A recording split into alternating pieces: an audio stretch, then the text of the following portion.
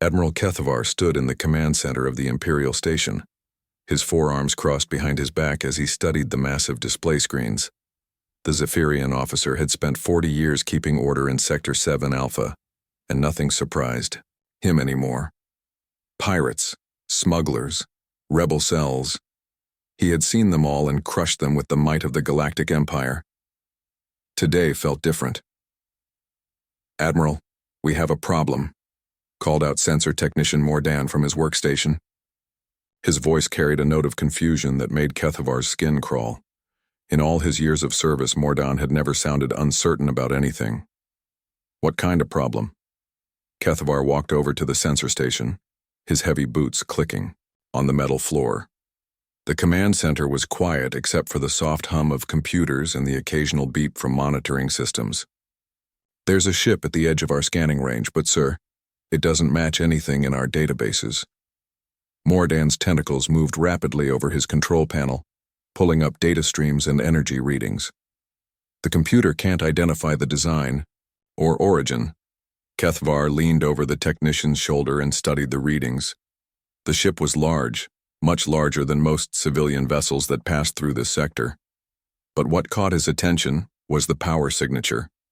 The energy output was massive, far beyond what most known ships could produce. "Run a full scan. Check the design against all known species in the galaxy," Kethavar ordered. He felt a strange unease growing in his stomach. In 40 years, the Imperial databases had never failed to identify a vessel. "Already tried, sir. The computer shows no matches, but there's something else." Mordan's voice dropped lower.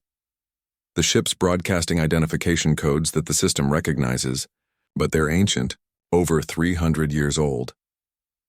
300 years? Kethavar straightened up. "That's impossible. No ship could operate for that long without major repairs and updates."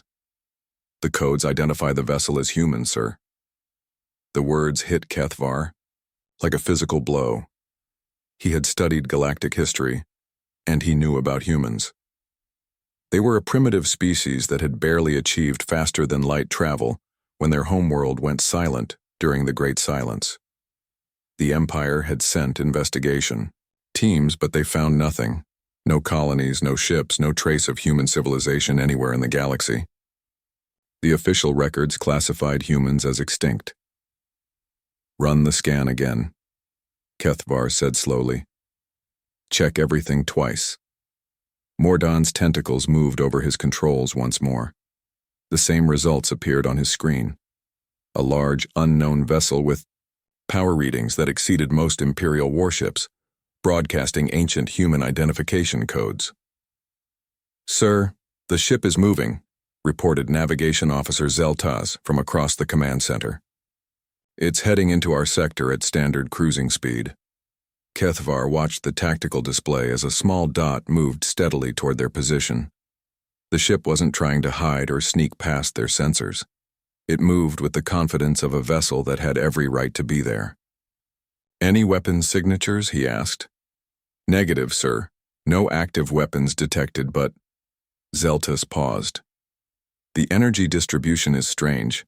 There are power conduits running throughout the ship that don't match any known design pattern." Kethavar felt his unease growing stronger. In his experience, unknown vessels usually meant trouble. Pirates used modified ships, rebels built custom designs, and enemy agents often traveled in unregistered craft. But this was different. The ship wasn't hiding. It was announcing itself with codes from a species that shouldn't exist anymore. "Admiral, we're receiving a transmission," called out Communications Officer Yartek. The young Zephyrian looked confused as he adjusted his equipment. "It's coming from the unknown vessel." "Put it through." The main screen flickered, and suddenly, Kethavar was looking at something he had never expected to see. A human face filled the display, pale skin, dark hair, and eyes that seemed both friendly and determined. The human wore a uniform that was clean and professional, but unlike anything in the Imperial databases. "This is Captain Sarah Chen of the UES Defiance," the human said. Her voice was clear and confident, speaking perfect galactic standard without any accent or translation errors. We are requesting permission to enter Sector 7 Alpha for peaceful purposes. Kethvar stared at the screen. The human looked real, not like a recording or a hologram.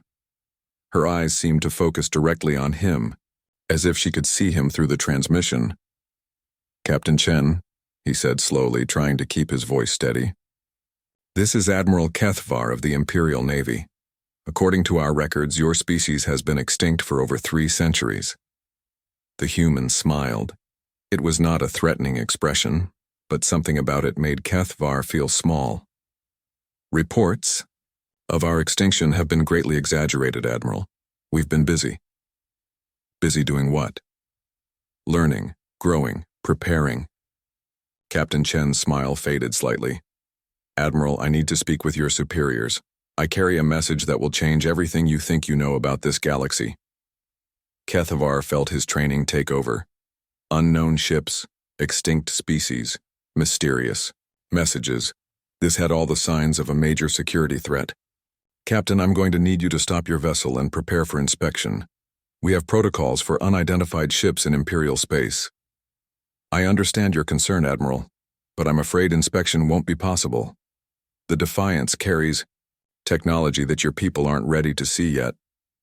The human's voice remained polite, but there was steel underneath. "However, I'm willing to maintain distance while we talk." "Not ready to see?" Kethvar felt anger rising in his chest. The Galactic Empire had the most advanced technology in the known galaxy. They had conquered dozens of species and brought order to thousands of worlds. No primitive human remnant was going to tell him what his people were ready for. "Captain, you will stop your vessel immediately and submit to inspection, or you will be classified as a hostile force." Captain Chen sighed. "Admiral, I really hoped we could do this the easy way. Computer, give the Admiral a demonstration of our defensive capabilities." The transmission cut off, leaving Kethvar staring at a blank screen. Around the command center, his officers looked at each other with confusion and growing alarm. "Sir, the human ship is changing course," reported Zeltaz. "It's moving directly toward us." "Battle stations," Kethvar ordered. "Charge weapons and raise shields.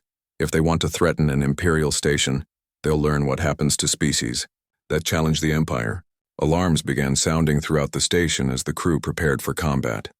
Kethvar watched the tactical display as the human ship approached. It was still alone, still showing no active weapons, but something about its movement made him nervous. The ship didn't fly like anything he had seen before. It moved too smoothly, too precisely. "Weapons charged and ready, sir," reported Weapons Officer Krentok. "Sir, you need to see this," Mordan called out. His voice was filled with something that might have been fear. The human ship's energy output just increased by 800%. Kethvar turned to look at the sensor readings and felt his blood turn cold. The power levels coming from the human vessel were now higher than those of an Imperial dreadnought, but the ship showed no signs of strain or overload. The energy flowed through its systems as smoothly as water. "How is that possible?" he whispered. The communications system crackled back to life and Captain Chen's face reappeared on the screen. She looked exactly the same, calm, professional, and completely unworried about facing an armed Imperial station. "Admiral, we really don't want to fight you. But if you insist on treating us as a threat, we'll have to show you why that's a very bad idea." Kethvar stared at the human captain and realized that everything he thought he knew about the galaxy was about to change. Dr. Veltara had been studying alien technology for 20 years, but she had never seen anything like the data streaming across her laboratory screens. The Zephyrian scientist adjusted her spectacles with one of her smaller arms, while her larger hands moved rapidly over the control panels, trying to make sense of what the sensors were telling her. "This can't be right," she muttered to herself, running the analysis for the 5th time. The results came back identical to the previous 4 attempts. The human ship's technology was impossible according to everything the Empire knew about physics and engineering. Her laboratory aboard the capital ship Sovereign's Will was the most advanced research facility in the Imperial fleet. Banks of computers hummed quietly as they processed data from thousands of sensors, and holographic displays showed 3-dimensional models of the mysterious human vessel. But despite all her equipment and expertise, Veltara couldn't understand what she was looking at. The door to her lab opened with a soft hiss and Admiral Zarthek entered. The massive Corvan officer had to duck slightly to fit through the doorway, his rocky skin gleaming under the laboratory lights. As commander of the Imperial battle fleet, he usually dealt with military matters, not scientific puzzles. "Doctor, I need answers," he said without greeting. "That human ship has been sitting at the edge of our sensor range for 6 hours, and my officers are getting nervous.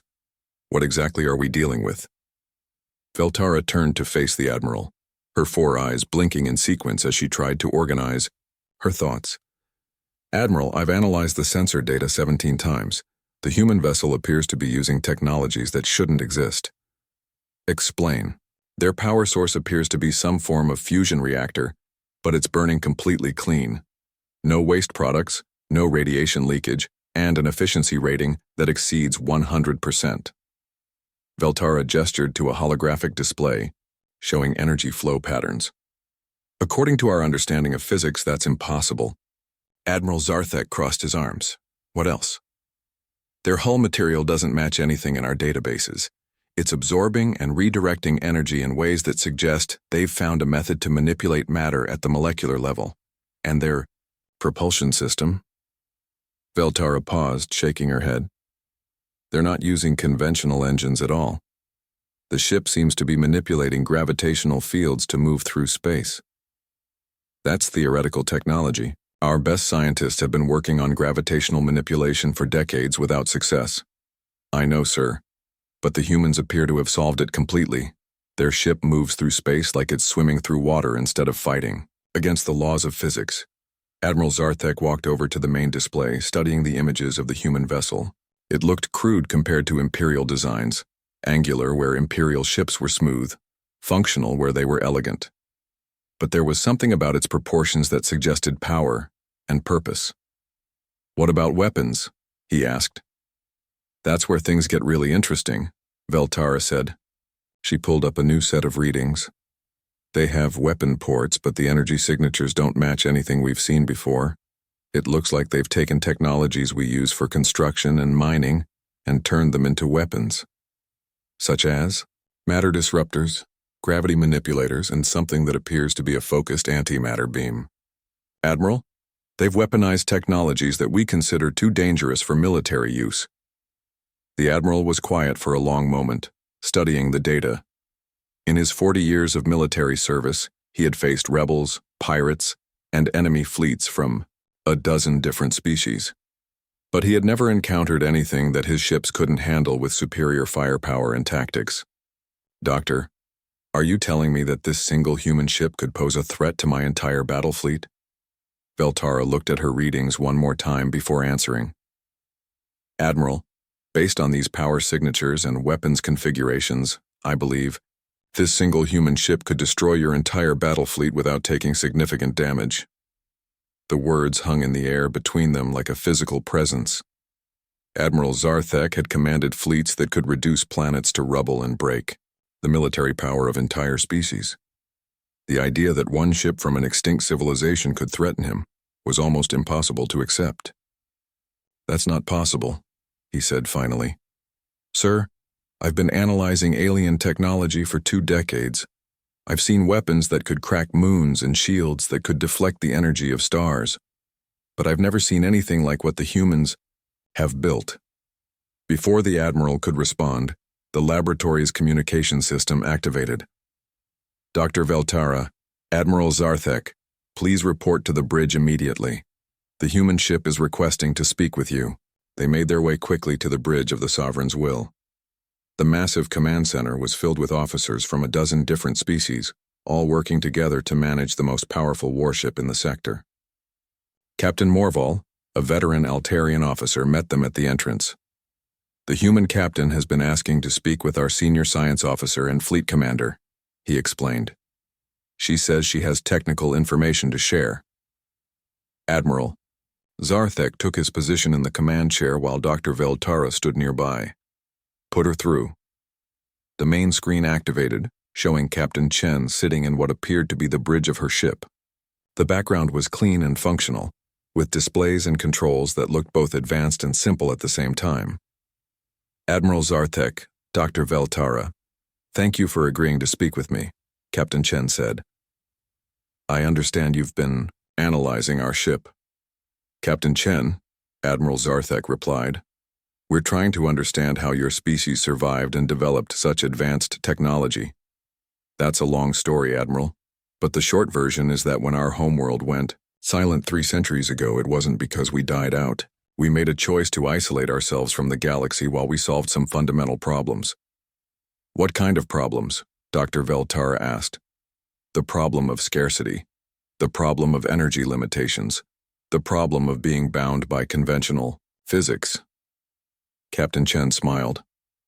We decided that if the universe had rules that limited us, we needed to learn how to rewrite those rules. That's impossible, Veltara said automatically. Doctor, your people have made amazing advances in many areas, but you've been thinking too small. You see the universe as a collection of fixed laws that must be obeyed. We learned to see them as suggestions that could be improved upon. You're talking about changing the fundamental forces of physics, Admiral Zarthek said. Not changing them, Admiral. Understanding them well enough to work with them instead of against them. For example, you use fusion reactors that fight against the natural tendency of matter to resist compression. We learned to convince matter that it wants to fuse. Dr. Veltara felt her understanding of the universe shifting. How is that possible? It's all about information, Doctor. The universe runs on information. If you can understand the information systems that control matter and energy, you can convince them to behave differently. Captain Chen gestured to something off-screen. Computer, show them our manufacturing bay. The display changed to show the interior of a vast chamber filled with complex machinery. But as Veltara watched, she realized that the machinery wasn't building things in any way she recognized. Instead, raw materials were flowing through energy fields and simply becoming finished products, as if the matter itself was being convinced to take new forms. We don't build things anymore, Captain Chen explained. We ask the universe to build them for us. It turns out that matter is very cooperative when you know how to communicate with it properly. Admiral Zarthek and Dr. Veltara stared at the display in stunned silence. Everything they thought they knew about technology and engineering had just become obsolete.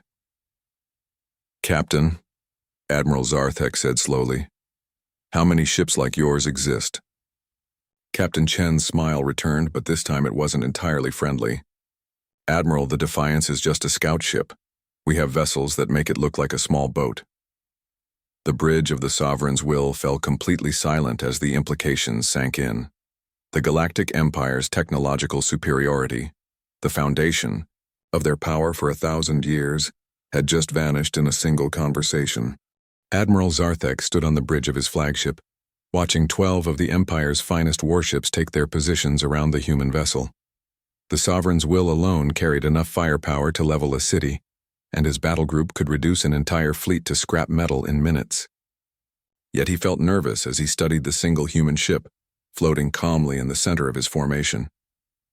The UES Defiance looked small compared to his massive cruisers. Its angular design seemed primitive next to the smooth curves of Imperial engineering. But after his conversation with Captain Chen, Zarthek knew that appearances could be deceiving. All ships report ready for combat, announced his tactical officer, Commander Yeldon. The Altarian's voice was steady and professional, but Zarthek could hear the underlying tension. Every officer on his bridge had heard the reports about the human ship's impossible technology. Captain Chen, Zarthek said into his communication system, you're surrounded by 12 Imperial warships. I strongly suggest you cooperate with our inspection protocols. The human captain's voice came back immediately, as calm as if she were discussing the weather. Admiral, I appreciate your concern for security, but I'm afraid we can't allow inspection of our vessel. However, if you're worried about our capabilities, I'd be happy to give you a demonstration. What kind of demonstration? A peaceful one. We'll show you what our ship can do without causing any permanent damage to your fleet. Zarthek felt his anger rising. No one spoke to an Imperial admiral with such casual confidence. especially not a representative of a species that should have been extinct. Captain, you are in no position to make demands or offers. Surrender now or face the consequences. Admiral, please reconsider. We really don't want to embarrass your fleet in front of the entire sector. You think one ship can embarrass 12 Imperial cruisers? Admiral, we think one ship can make 12 Imperial cruisers look like ancient history. Zarthek cut the communication and turned to his weapons officer. Charge all batteries. Target their engines and weapon systems. I want them disabled, not destroyed. Around the Defiance, 12 Imperial warships began powering up their weapons. Energy readings spiked as massive particle cannons and plasma arrays came online. The combined firepower of the battle group could crack a moon, and it was all focused on a single human vessel. All ships report weapons charged and locked on target, Commander Yeldon announced. Fire warning shots across their bow, Zarthek ordered. Show them we're serious. Beams of coherent energy lanced through space, passing close enough to the human ship to light up its hull with reflected radiation. The Defiance didn't move or react in any way. It simply continued floating in the center of the Imperial formation, like a shark surrounded by minnows. Admiral, came Captain Chen's voice over the communications channel. Computer, begin demonstration sequence. What happened next would be talked about in Imperial military academies for generations to come. The Defiance simply vanished. One moment it was visible on every sensor and screen in the battle group. The next moment, it was gone as completely, as if it had never existed. 12 sets of targeting computers lost their locks simultaneously, and confused voices filled the communications channels as captains tried to understand what had happened. Where did it go? Zarthek demanded. Unknown, sir, replied his sensor officer. All readings show empty space where the human ship was located. Run a full spectrum scan. Check for cloaking devices. Scanning, sir. I'm detecting nothing. No energy signatures, no gravitational distortions, no trace of the vessel anywhere in the area. Zarthek stared at the empty space where the human ship had been. In his 40 years of military service, he had never seen anything simply disappear like that. Even the most advanced cloaking devices left some trace that his sensors could detect. Admiral, came Captain Chen's voice from nowhere. We're still here. We've just convinced your sensors that we're not. That's impossible. Our sensors can detect anything that exists in normal space. And we're still in normal space, Admiral. We've just changed how information about us interacts with your detection systems. Suddenly, the Defiance reappeared exactly where it had been before, as if it had never moved. Zarthek's tactical displays lit up again as his sensors reacquired the target. How did you do that? He asked. Information manipulation, Admiral. We convinced the universe to withhold certain details about our location. Now shall we continue the demonstration? Before Zarthek could respond, alarms began sounding throughout his ship. Admiral, called out his engineering officer, our weapon systems are shutting down. What do you mean shutting down? All power to weapons arrays has been cut. The control systems aren't responding. Similar reports came flooding in from the other ships in the battle group. One by one, 12 Imperial warships found themselves completely disarmed without a shot being fired. Their engines still worked, their shields were intact, but every weapon system had simply stopped functioning. This is impossible, Zarthek muttered. No, Admiral, it's just advanced, Captain Chen replied. We asked your weapon systems to take a little nap. They'll wake up in a few minutes completely undamaged. You're telling me you can control our systems remotely? Not control, Admiral. Communicate. We're very good at talking to machines and convincing them to be helpful. Zarthek felt a chill run down his spine. If the humans could disable his weapons so easily, what else could they do to his ships? Chalet. We continue? Captain Chen asked. Computer, show them our maneuverability. The Defiance began to move, and Zarthek immediately understood that everything he knew about space combat was obsolete. The human ship didn't accelerate gradually like normal vessels. It simply decided to be somewhere else and appeared there, instantly, moving in patterns that should have crushed any crew under massive gravitational forces. The ship performed a loop that took it around his entire battle group in seconds, then stopped dead in space without any sign of momentum or inertia. It spun on its axis like a dancer, moved sideways and backwards with equal ease, and performed maneuvers that violated every principle of physics that Zarthek understood. Our artificial gravity systems work a bit differently than yours, Captain Chen explained as her ship performed an impossible corkscrew maneuver around his flagship. We don't fight against gravitational forces. We work with them. Admiral, his navigation officer called out, that ship is pulling 14 gravities in some of those turns. The crew should be dead. But they're not, Zarthek said quietly. Are they, Captain? Not at all, Admiral. Our inertial compensation systems keep the crew comfortable regardless of how the ship moves. We could perform these maneuvers all day without any strain. The Defiance came to a stop directly in front of the Sovereign's will, close enough that Zarthek could see details of its hull construction through his forward viewports. Up close, the human ship looked even more alien. Its surface seemed to shift and flow like liquid metal, and patterns of light moved across its hull in ways that suggested the entire vessel was alive. Now, Admiral, let me show you something really interesting, Captain Chen said. Computer, demonstrate our defensive capabilities. Zarthek watched in amazement as the space around the human ship began to bend and twist. Energy readings spiked to levels that should have been impossible for a ship that size, and the very fabric of space seemed to ripple around the vessel's hull. We're generating a localized distortion field, Captain Chen explained. Any weapon fired at us will find. That space itself has become non-cooperative. Energy beams will be redirected, solid projectiles will find themselves in different dimensions, and explosive warheads will discover that the laws of physics have temporarily changed in our vicinity. You're manipulating space-time itself? Just locally, Admiral, and only when we need to. The universe is actually quite flexible when you understand how to ask it politely. As if to demonstrate, Captain Chen's ship suddenly seemed to exist in several places at once. Zarthek's sensors showed multiple contacts, each one as solid and real as the others, but logic said that only one could be the actual vessel. Which one is real? Zarthek asked. All of them, Admiral. And none of them. We've convinced local space-time that we exist in a state of quantum superposition. We'll collapse back into a single location when we choose to. The multiple images of the Defiance converged into a single ship, which then proceeded to phase partially out of normal space. Zarthek could see it clearly, but his sensors insisted that it was only partly there. We can exist in multiple dimensions simultaneously, Captain Chen explained. It makes targeting us rather difficult. Zarthek realized that his mouth was hanging open and closed it with a snap. In the span of 10 minutes, the human ship had demonstrated capabilities that made his entire battle group obsolete.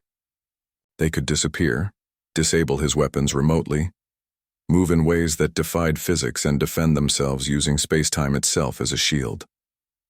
Captain Chen, he said slowly, I believe my government needs to speak with yours. I was hoping you'd say that, Admiral. Computer, restore power to the Imperial weapon systems. Around the battle group, weapons came back online as if nothing had happened. System diagnostics showed no damage, no interference, and no sign that anything unusual had occurred. Admiral, Captain Chen continued, the Defiance is just a scout ship. We have vessels in our fleet that make this demonstration look like a child's toy, but we're not here to threaten or conquer anyone. We're here to talk. Talk about what? About the future, Admiral. About partnership instead of domination. About what the galaxy could become if we worked together instead of against each other. Zarthek looked around his bridge at the faces of his officers. Every one of them wore the same expression of stunned disbelief. They had just witnessed the end of the Empire's military superiority, and they all knew it. Captain, I think my Emperor is going to want to meet you personally. I was counting on it, Admiral. Shall we arrange an escort to the capital? Zarthek almost laughed at the question. Captain, after what you've just shown us, I don't think you need an escort. Perhaps not, Admiral, but it would be polite.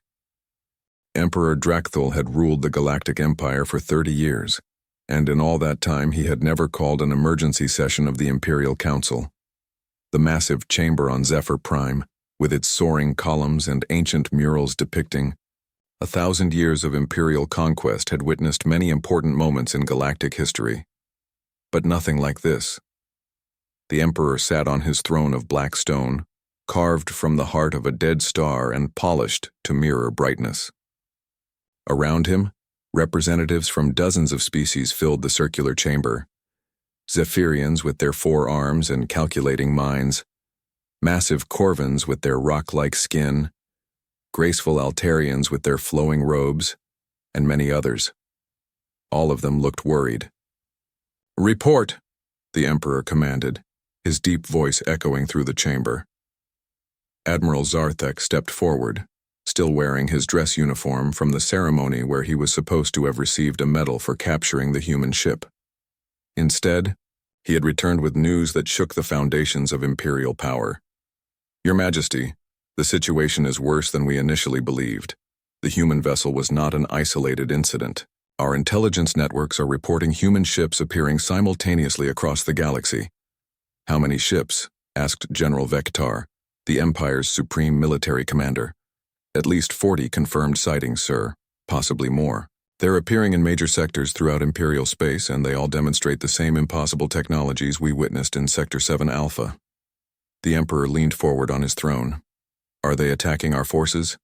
"No, Your Majesty. That's what makes this so disturbing. Some ships are offering trade agreements. Others are making territorial claims to uninhabited systems. A few are simply observing our activities and taking detailed scans of our technology." "Territorial claims?" The Emperor's voice carried a dangerous edge. "In Imperial space?" "Yes, Your Majesty.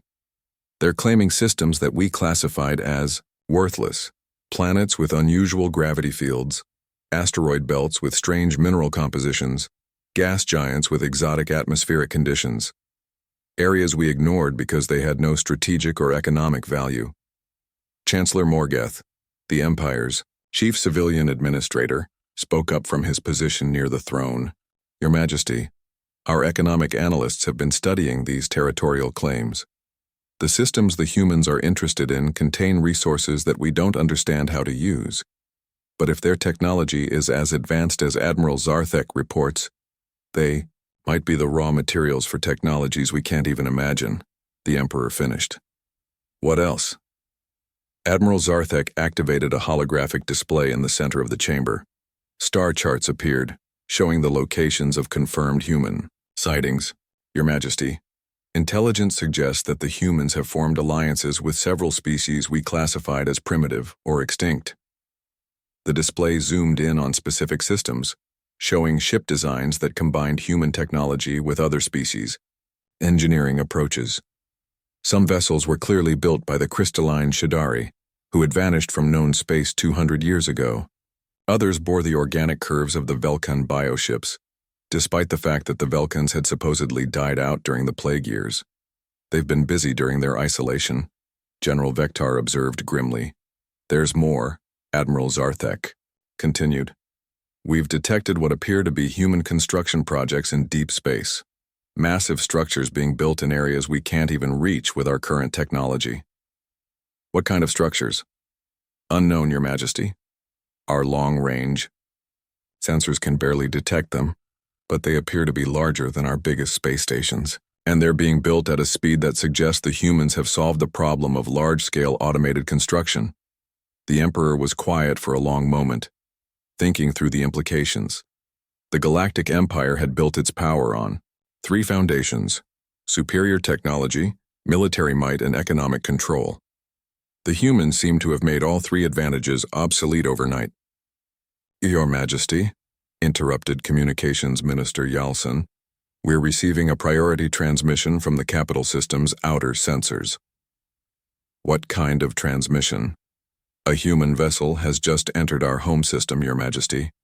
It's requesting permission to approach the capital." The entire chamber fell silent. The capital system was the most heavily defended location in Imperial space. Automated defense platforms, patrol fleets, and sensor networks made it impossible for any hostile force to approach without being detected and destroyed long before reaching the inner planets. "How did it get past our defenses?" General Vektar demanded. "Sir, according to the sensor logs, it didn't get past them. It appeared directly inside our defensive perimeter without triggering any alarms or weapon systems." Emperor Drakthul felt a chill run through his body. If the humans could bypass the capital's defenses so easily, then nowhere in the Empire was truly safe. "Show me," he ordered. The holographic display changed to show the capital system. Zephyr Prime glowed blue-green. At the center, surrounded by orbital shipyards, defense platforms, and patrol routes. And there, moving calmly through the most secure space in the galaxy, was a ship that dwarfed everything around it. The vessel was clearly human in design, but it was enormous, easily 10 times the size of the largest Imperial dreadnought. Its inib hull gleamed like polished silver, and energy readings suggested power levels that exceeded the entire planetary defense grid. "Your Majesty," Admiral Zarthek said quietly, "that ship is much larger than the one I encountered. If this is what they consider an appropriate vessel for diplomatic missions, then their actual warships must be beyond our ability to comprehend," the Emperor finished. "Your Majesty, we're receiving a transmission from the human vessel," Minister Yalcin announced. "Put it through."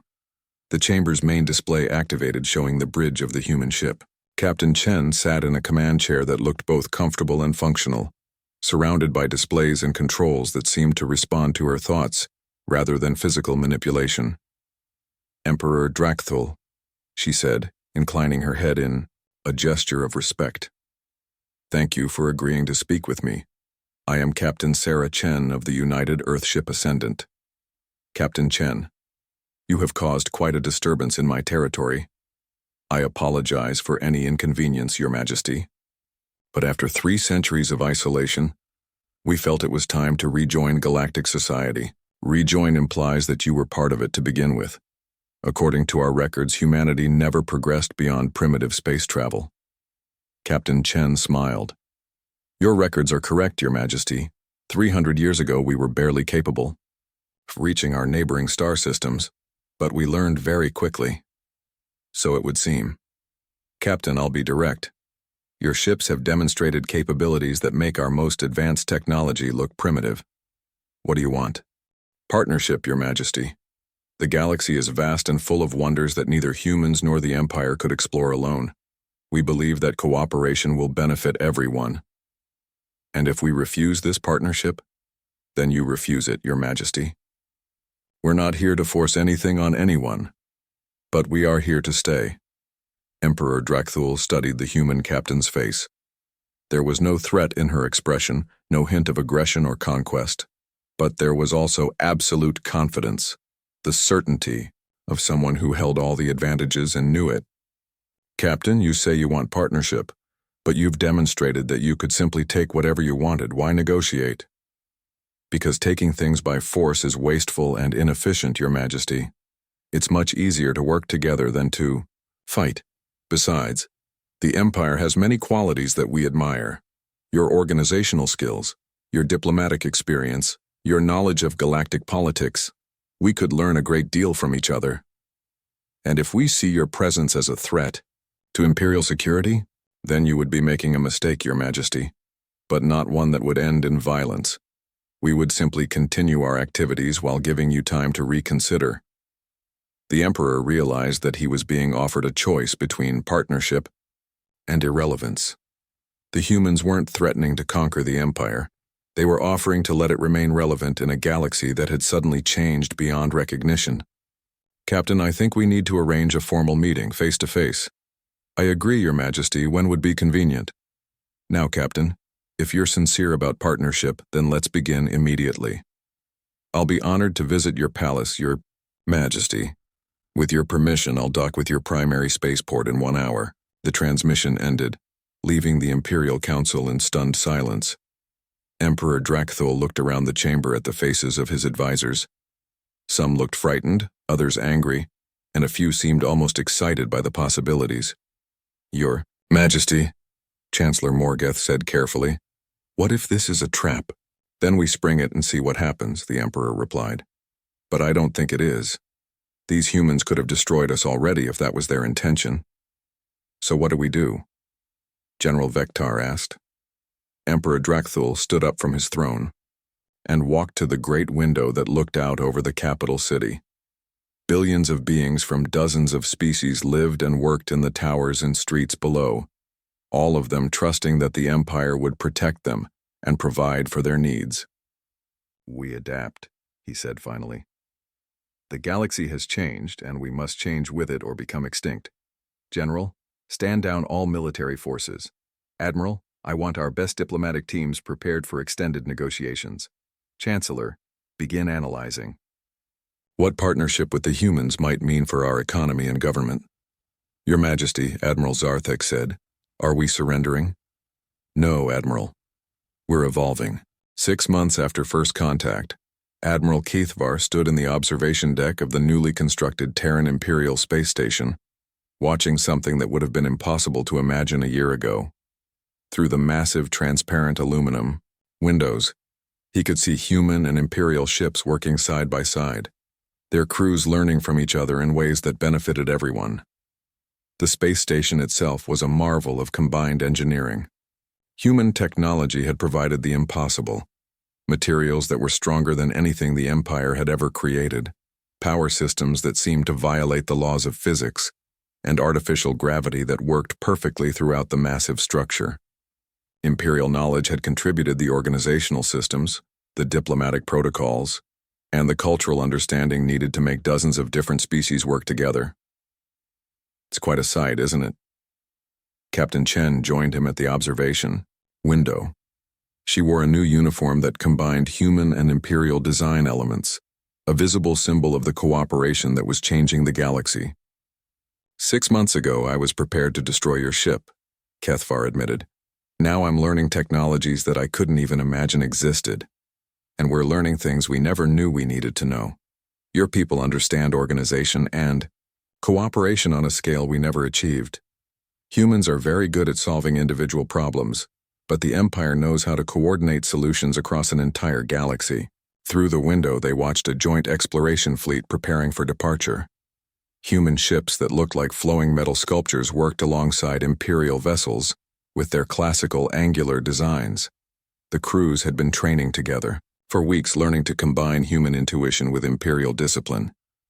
Where are they going? Kethvar asked. The Andromeda transit point. We've detected something interesting there. Structures that appear to be artificial but older than any known civilization.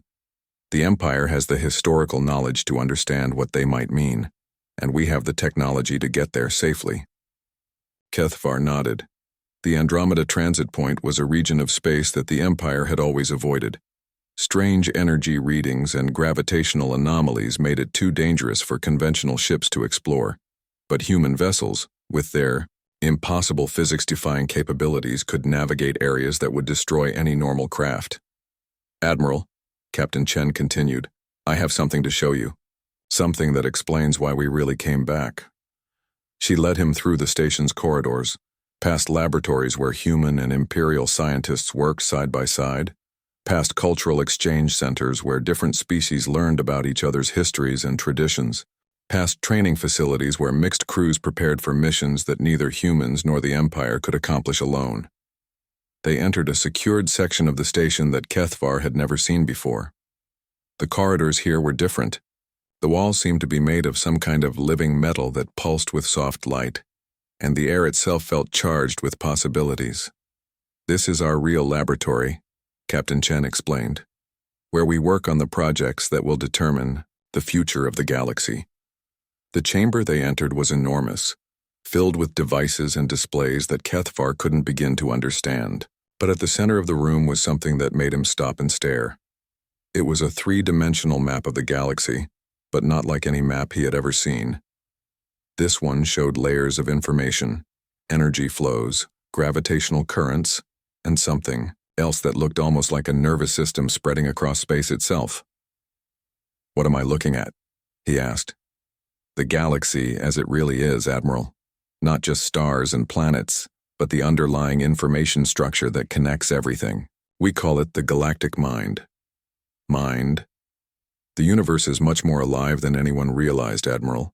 Every star, every planet, every living being is part of a vast network of consciousness that spans the galaxy. During our isolation, we learned to detect and interact with this network. Kethvar studied the display more carefully.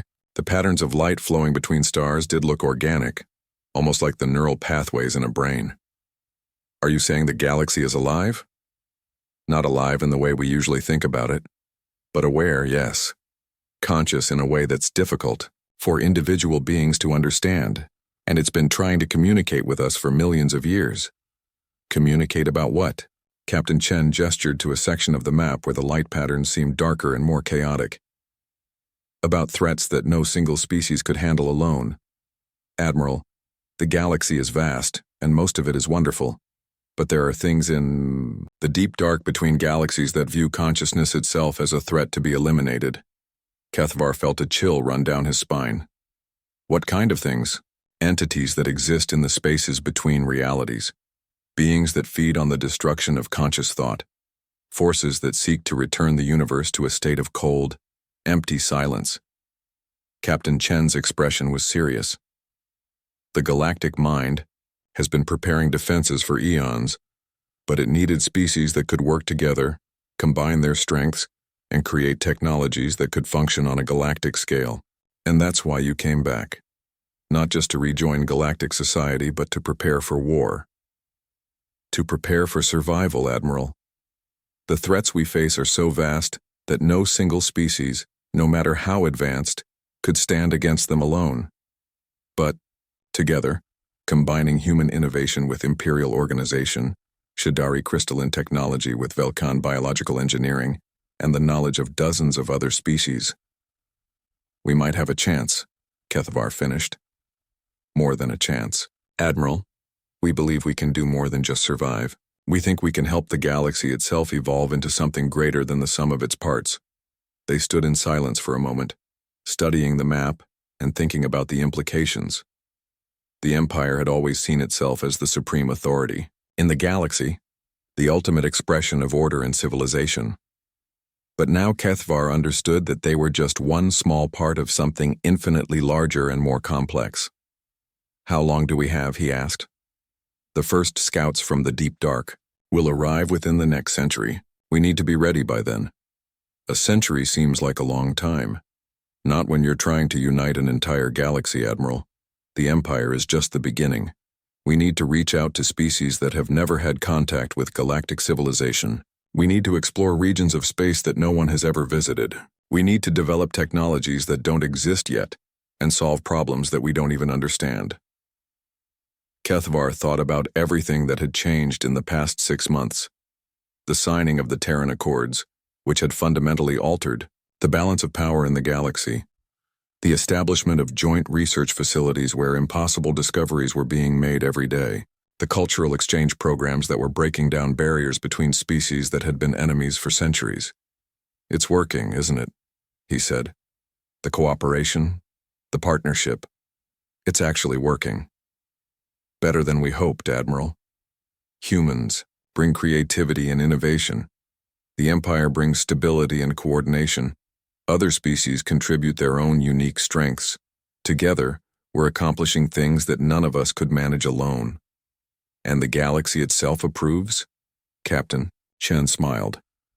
The galactic mind is more optimistic than it's been in millions of years. For the first time in its existence, it sees a real possibility that consciousness might not just survive, but thrive on a scale that spans the entire universe.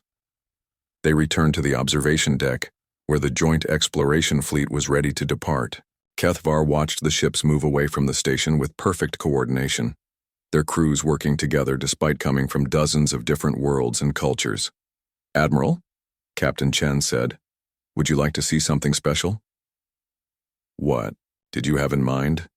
Our newest ship, something we built using everything we've learned from working with the Empire.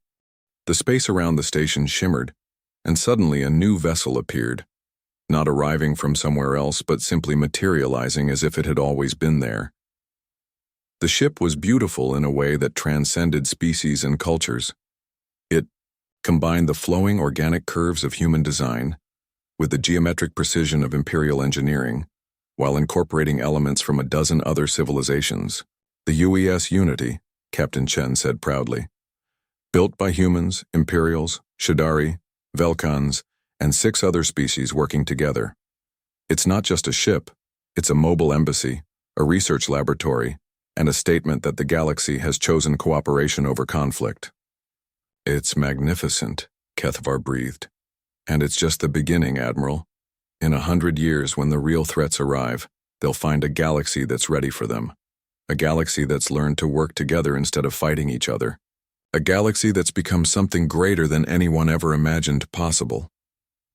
Kethvar watched the Unity move through space with impossible grace, its presence somehow making the stars themselves seem brighter. 6 months ago, he had been an Imperial officer whose job was to maintain order in a small sector of space. Now he was part of something that might reshape the entire universe. "Captain," he said finally, "I think the Empire made the right choice. I think the galaxy made the right choice, Admiral. All of us working together towards something better." Around them, the space station hummed with activity as beings from dozens of species worked side by side, learning from each other and building a future that none of them could have achieved alone. And in the vast darkness of space, the galactic mind itself watched with something that might have been hope. The impossible had become possible. The galaxy had chosen evolution over extinction. And for the first time in billions of years, the universe itself looked forward to what tomorrow might bring.